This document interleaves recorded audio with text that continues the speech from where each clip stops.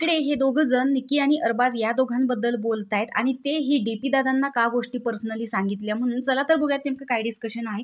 तरी ते वैभव म्हणतो की अरे आपण किती पर्सनल गोष्टीवरती डिस्कशन करतो हे देखील आपल्याला समजलं पाहिजे.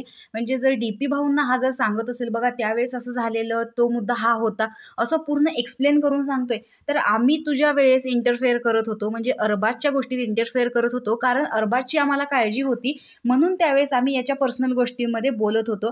त्यावरती जान्हवी देखील ॲग्री होते आणि आता सुद्धा तो मनाने तिच्याकडे जाऊन बोलतोय, तर आम्ही त्याच्याबद्दल नाही विचारत की तू काय बोललास, तिच्याशी तुमच्यात काय बोलणं झालं, ती तुला काय म्हणाली.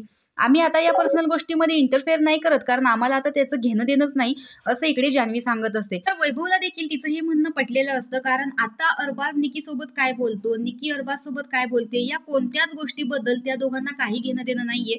ते फक्त स्वतःचा गेम खेळण्यासाठी एकत्र आलेले आहेत आणि फक्त स्वतःच्या गेमवरती फोकस करताना दिसतात. तर निकी आणि अरबाजचं सुद्धा तेच चाललेलं आहे, पण सतत सतत हे दोघं जण निकी आणि अरबाज या दोघांबद्दलच बोलत असतात. एक्झॅक्टली निकी आणि अरबाज हे टीम बीच्या पिकनिक स्पॉटवरती बसलेले असतात आणि तिथून त्यांना बघत बघत या दोघांचं इकडे डिस्कशन चाललेलं असतं, जे की ते निवांतपणे अशी खात बसलेले असतात. तेवढ्यातच इकडे डीपी भाऊ येतात आणि यांच्यामध्ये इंटरप्ट करतात म्हणजे ते काहीच बोलत नाहीत, फक्त ते उभा राहिलेले असतात. त्यांना ऐकायची सवय देखील आहे असं यांच्याच बोलण्यातून कळतं.